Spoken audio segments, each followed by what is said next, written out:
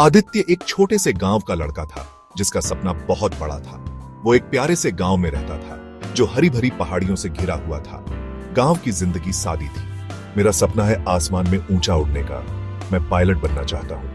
वो घंटों हवाई जहाजों को देखता रहता था जो नीले आसमान पर सफेद धारियां छोड़ते जाते थे। आदित्य का परिवार साधारण था। उसके पिता एक किसान थे जो खून पसीना एक करके घर चलाते थे। उसकी मां एक गृहिणी थी जो उस पर प्यार और सपोर्ट बरसाती थी। उन्होंने उसके सपनों को बढ़ावा दिया, चाहे वो कितने भी नामुमकिन लगते हो। आदित्य, तुम्हें पता है ना, तुम्हारा सपना पूरा करने के लिए बहुत मेहनत और त्याग करना पड़ेगा, पर हमें तुम पर पूरा भरोसा है। आदित्य जानता था कि अपना सपना पूरा करने के लिए उसे बहुत मेहनत और त्याग करना होगा। अपने गांव को छोड़ना आदित्य के लिए एक मुश्किल फैसला था। इसका मतलब था अपने परिवार, अपने दोस्तों और अपनी पूरी दुनिया को पीछे छोड़ देना। लेकिन वो जानता था कि अपने सपनों का पीछा करने के लिए उसे अपने कंफर्ट जोन से बाहर निकलना होगा। अलविदा सबको, मैं आप सबको गर्व महसूस करवाऊंगा। उसने अपने चाहने वालों को अलविदा कहा और सपनों के शहर मुंबई की यात्रा शुरू की। मुंबई उसके शांत गांव से बिल्कुल अलग थी। शहर एक कंक्रीट जंगल था जो जिंदगी, मौकों और चुनौतियों से भरा हुआ था। शहर का शोर बहुत ज्यादा था। एक नए शहर में सरवाइव करना बहुत मुश्किल था, पर आदित्य कुछ कर दिखाने की ठान चुका था। विशाल मुंबई में आदित्य को काव्या के रूप में एक दोस्त मिली। उनकी मुलाकात एक कोचिंग सेंटर में हुई जहां वे दोनों पायलट एंट्रेंस एग्जाम की तैयारी कर रहे थे। हाय, मैं काव्या हूँ। क्या तुम भी पायलट एग्जाम्स की तैयारी कर रहे हो? हाँ, मैं कर रहा हूँ। Nice to meet you Kavya. Kavya एक होशियार और खुशमिजाज लड़की थी जो भी एक छोटे से शहर से थी और आदित्य की तरह एविएशन का शौक रखती थी। वो अनजान शहर में उसकी कॉन्फिडेंट और सपोर्ट सिस्टम बन गई। वे साथ पढ़ते थे, साथ खाते थे और सेल्फ डाउट के समय एक दूसरे को मोटिवेट करते थे। Aditya, you got this. हम दोनों मिलकर कर लेंगे। काव्या का आदित्य के सपने पर अटूट विश्वास ने उसके अपने डिटर्मिनेशन को और मजबूत कर दिया। वे हर चैलेंज का सामना साथ मिलकर करते थे और उनकी दोस्ती शहर की मुश्किल जिंदगी में उनका सहारा बन गई। एक दिन आदित्य की मुलाकात शर्मा जी से हुई जो एक रिटायर्ड एयरफोर्स पायलट थे और उनके कोचिंग सेंटर के पास एक छोटी सी चाय की दुकान चलाते थे। शर्मा जी ने आदित्य की आंखों में एक चमक देखी और उसके अटूट डिटर्मिनेशन को पहचाना। बेटा, मैं तुम्हारे अंदर एक जुनून देख रहा हूं।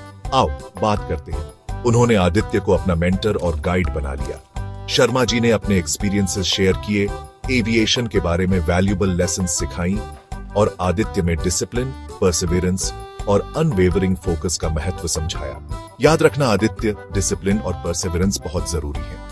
अपने गोल से कभी नजर मत हटाना। वो आदित्य के लिए एक पिता तुल्य बन गए। पायलट ट्रेनिंग की मुश्किलों में उसका मार्गदर्शन करते रहे। पायलट बनने का सफर बहुत कठिन और महंगा था। मैंने अपनी ट्रेनिंग के पैसे जुटाने के लिए पार्ट टाइम जॉब्स किए, अक्सर नींद और आराम तक त्याग दिए। काव्या ने भी अपनी पढ़ाई के लिए कड़ी मेहनत की। हम दोनों अपने सपनों की कीमत समझते थे और जरूरी सैक्रिफाइसेस करने के लिए तैयार थे। प्रेशर बहुत ज्यादा था। कई बार सेल्फ डाउट, फ्रस्ट्रेशन और निराशा के पल भी आए, लेकिन मैंने अपने सपने को कसकर पकड़े रखा। अपने माता पिता के सैक्रिफाइसेस, काव्या के अनवेवरिंग सपोर्ट और शर्मा जी के इंस्पायरिंग वर्ड से ताकत हासिल की। मैंने हार मानने से इनकार कर दिया। सेक्शन 6, मुश्किलों का सामना। मैंने अपने रिटन एग्जाम्स अच्छे मार्क्स से क्लियर कर लिए, लेकिन मेडिकल टेस्ट के दौरान एक कॉम्प्लिकेशन आ गई। उसे एक ऐसी कंडीशन का पता चला जिससे उसका पायलट बनने का सपना खतरे में पड़ सकता था। डर और निराशा ने उसे घेर लिया। मुझे नहीं पता मैं क्या करूं। ये मेरे सपने का अंत हो सकता है। आदित्य, मेरी बात सुनो। तुम अभी हार नहीं मान सकते। सेकंड ओपिनियन लो। हम साथ मिलकर इससे निपट लेंगे। काव्या उसके साथ एक चट्टान की तरह खड़ी रही। उस पर उसके अटूट विश्वास ने उसे वापस लड़ने की ताकत दी। उसने उसे सेकंड ओपिनियन लेने के लिए प्रोत्साहित किया। आदित्य, डिटर्मिनेशन और सही ट्रीटमेंट से तुम इस सेटबैक से उबर सकते हो। होप मत खोना। शर्मा जी ने उसे भरोसा दिलाया कि डिटर्मिनेशन और सही ट्रीटमेंट से वो इस सेटबैक से उबर सकता है। सेक्शन 7, ऊंची उड़ान, सपनों की प्राप्ति।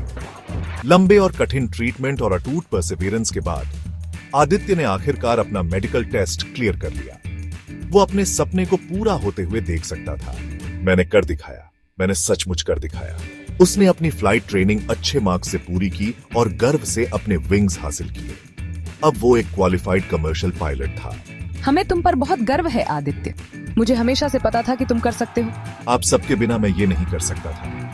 Thank you. काव्या ने भी अपनी पढ़ाई में बहुत अच्छा प्रदर्शन किया और एयर ट्रैफिक कंट्रोलर की नौकरी हासिल की। उन्होंने दोनों ने अपने सपने पूरे कर लिए थे। उनकी जर्नी उनकी मेहनत, डेडिकेशन और अटूट दोस्ती और मेंटरशिप की एक मिसाल थी। सेक्शन 8, जड़ों को लौटाना। अपने सपने पूरे करने के बाद आदित्य और काव्या अपने गांव लौट आए। वे अपने कम्युनिटी को कुछ वापस देना चाहते थे और दूसरे यंगस्टर्स को अपने सपनों का पीछा करने के लिए इंस्पायर करना चाहते थे। हमें उन लोगों की मदद करनी चाहिए जो हमारे बाद आएंगे। चलो एक स्कॉलरशिप फंड बनाते हैं। हाँ, उन अंडर प्रिविलेज्ड बच्चों की मदद करने के लिए जो एविएशन में करियर बनाना चाहते हैं। उन्होंने अंडर प्रिविलेज्ड बच्चों की मदद के लिए एक स्कॉलरशिप फंड बनाया जो एविएशन में करियर बनाना चाहते थे। अगर हम कर सकते हैं तो तुम भी कर सकते हो। Never stop dreaming. उन्होंने साबित कर दिया कि मेहनत, डिटर्मिनेशन और सही सपोर्ट से छोटे शहरों के सपने भी आसमान छू सकते हैं।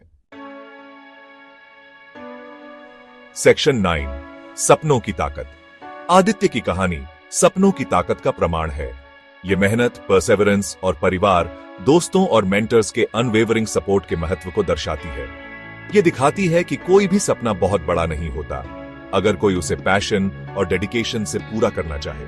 उसकी जर्नी हमें सिखाती है कि सक्सेस एक डेस्टिनेशन नहीं बल्कि एक जर्नी है जो चैलेंजेस और ऑब्स्टिकल्स से भरी होती है।